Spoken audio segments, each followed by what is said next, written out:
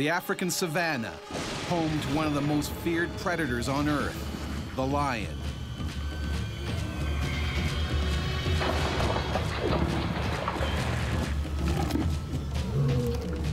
Thousands of people have met their end in the jaws of these killer cats. This pride lives in a game reserve in South Africa's Mpumalanga province. And when food is short, or they feel threatened, these big cats can turn man-eater.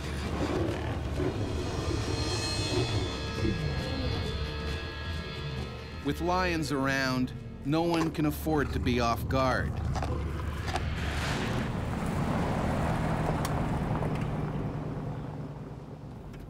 Danger is part of the job for 23-year-old conservationist Gary Kamasha. He manages the reserve's lions, and today he has a problem. A lioness is wounded, and she's pregnant. This female, because she was injured and finding it difficult to keep up with the pride to feed and to compete for food around the carcasses and things like that, she was getting very hungry.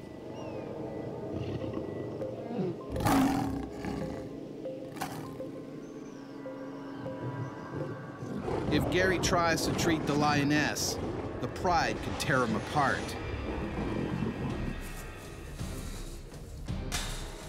His plan? To isolate her in an enclosure by luring her in with bait.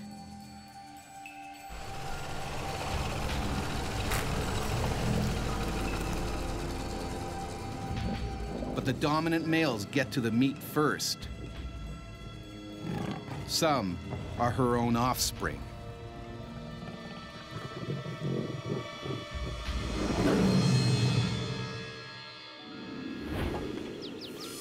Right, here we go. Bomb-style brick. Wow. Days later, Gary is still waiting. He relaxes with friends and makes a dangerous mistake. 24. Yeah. I took off my sidearm and put it to the one side to just be more comfortable and not thinking of anything that can happen at that point. But today will be different.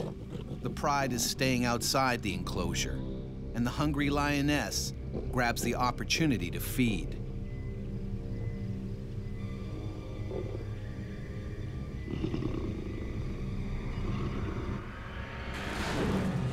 She's in the enclosure. Gary is delighted she's finally taken the bait. Guys, I'll be back in a couple of minutes. I just want to close the gate. Now he can treat her injury. 5 minutes. Come, let's go. I basically thought, okay, this is what we've been hoping for. Let's quickly go and close the gates and make sure that she's constrained inside. But in the rush, he's forgotten the one thing that could protect him in an attack.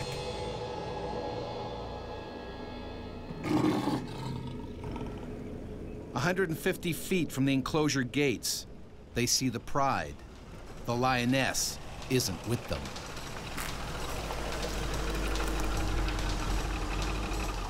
There she is, behind that bush. Oh. Gary is relieved his plan is finally working. But something is wrong. She's not alone. One of the pride's aggressive young males is inside the enclosure and will attack if threatened.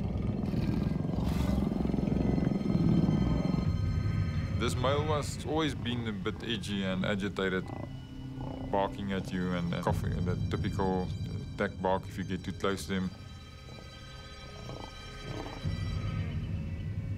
Getting the young lion out is dangerous, but without treatment, the lioness could die of gangrene.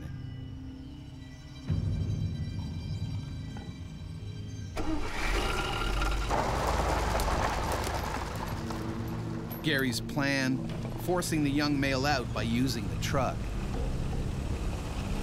So we went into the gate and I tried to get the vehicle between the male and this female and then push him out so that he could be running out. And once he would be outside, we could close the gates. But the young lion isn't easily intimidated. He's not leaving.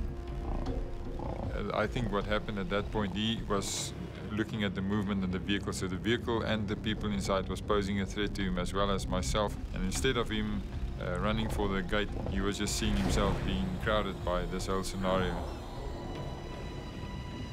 I was worried that he might start getting agitated, running up and down, psyching up the female as well, the rest of the pride.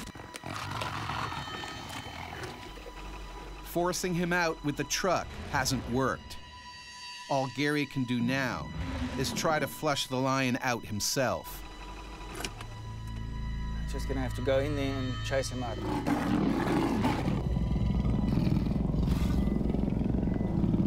I thought I'd go on foot, use the vehicle as protection so the female couldn't really see what was going on, and then chase him out on foot.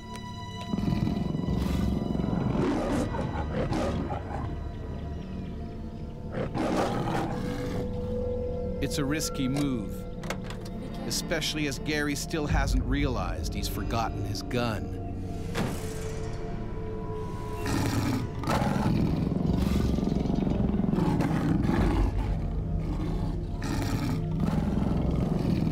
But trying to flush a young adolescent male on foot is a big mistake. Young males tend to be the biggest troublemakers. You know, lions are not used to being in close proximity to human beings that are not inside of a vehicle. The lion is starting to feel threatened. It could attack at any moment. I was just assuming that this male would just run out, and I wasn't even thinking of him feeling a bit of discomfort. I was entering his comfort zone and his personal space. And he was essentially cornered because he was in a fenced-in area, so that's the time when an animal will react out of fear. Instead of diverting his direction towards the gap between myself and the vehicle, he was actually zooming in on me.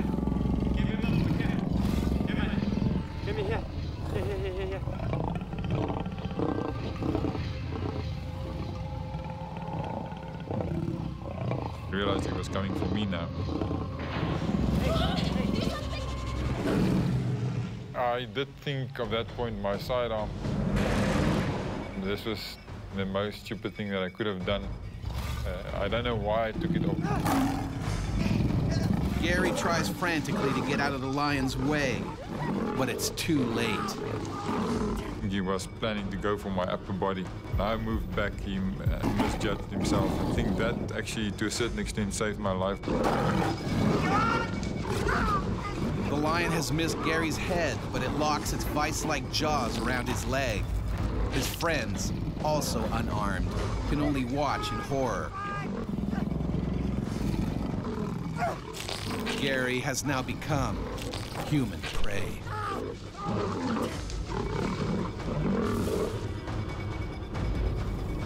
A lion has savagely attacked conservationist Gary Kamash. Unarmed, he must now fight for his life with his bare hands. And I had my hands trying to push his head down and away from me and keep him down. It was like an iron vice, a big vice just clamping around my leg.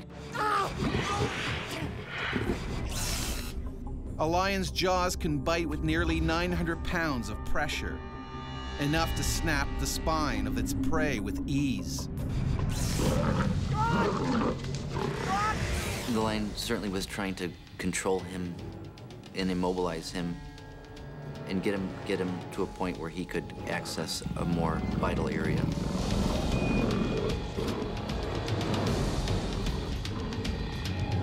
Outside the enclosure, the pride can smell blood. The pride were trying to figure out what's busy happening, where did those sounds come from.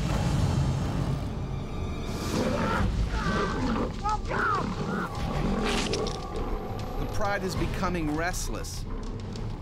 If they join in the attack, Gary is finished. Frantic, he tries to pry open the lion's jaws. Well, I tried to put my thumbs into his mouth between his premolars. I couldn't get in. They were already too close to each other. I just realized there's no way I'll be able to get my leg out of this. Gary's friend Johan tries to find anything he can to use as a weapon. But he comes up empty.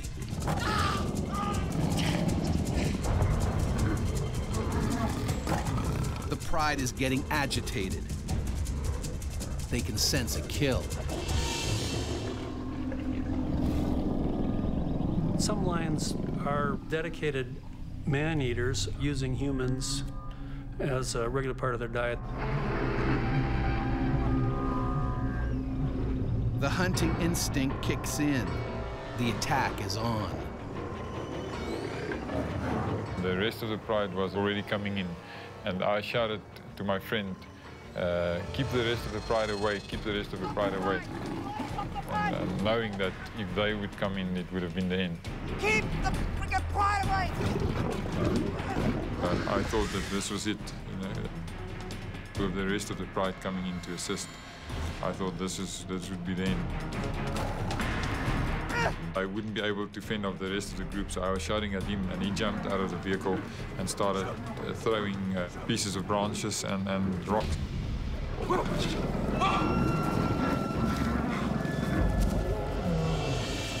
Incredibly, Johan manages to hold the pride back.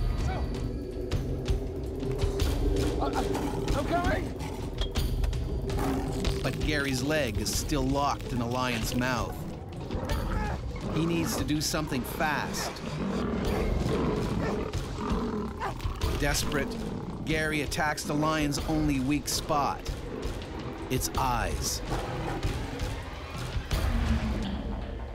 I could just feel when I pressed my thumb into his eye that he was blinking and trying to get out. That was hurting him.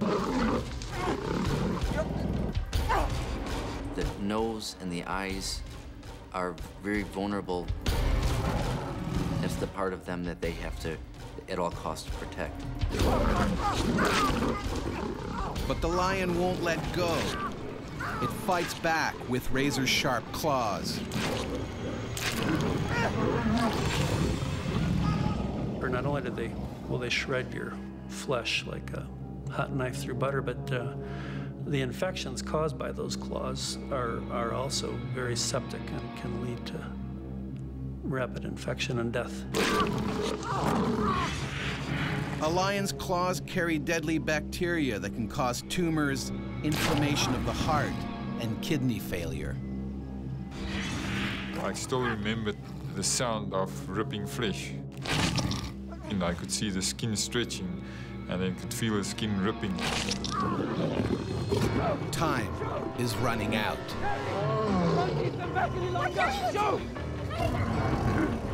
Johan has nothing else to throw at the lions. If the pride attacks, Gary is unlikely to escape alive.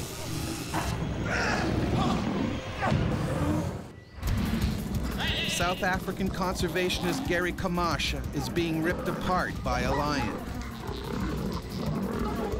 The rest of the pride are about to join the attack. Hey! I can't keep them back any longer! Fearing for his life, Johan has gotten back in the vehicle. The worst moment for me, Johan shouting, I can't fend him anymore, and his door closing, hearing his door banging, closing up. I realized how close I was to death. Gary struggles desperately to free himself. He punches the lion in the eye, but it won't let go. And I was just going down on his eye with my fist as hard as I could, and putting my thumb into his eyes and pressing down. For a moment, the lion loosens its grip. Gary sees his chance and takes it. I think what he wanted to do was to reposition himself and take me down. When he started opening his mouth, I ripped my leg out of his mouth. There he goes! Come on, get in. Go. The rest of the pride was very psyched up. 4, 5, 10 seconds longer than I would have been taken and ripped apart.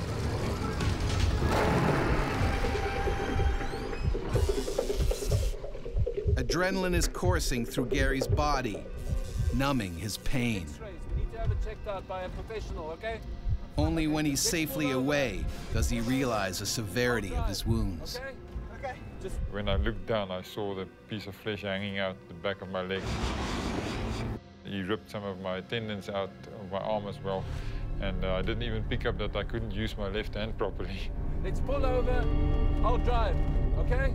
Okay. Just to pull over. Okay. Pull over. It takes half an hour to get to the nearest hospital.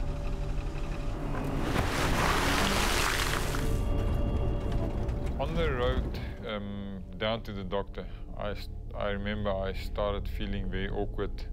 I started getting a bit nauseous and not feeling well. So I was bleeding extensively. Gary gets more than 50 stitches in his leg and arm. He's lucky to be alive. There was a number of things that saved my life that day, and the one thing that was definitely the fact that he was inexperienced and a young lion, and the fact that I saw him coming for me and jumped backwards.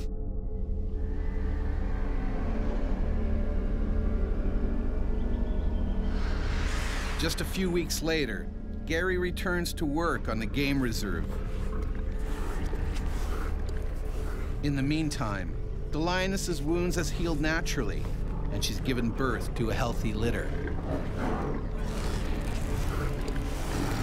Gary's close brush with death has made him realize that on the savannah, you can never drop your guard.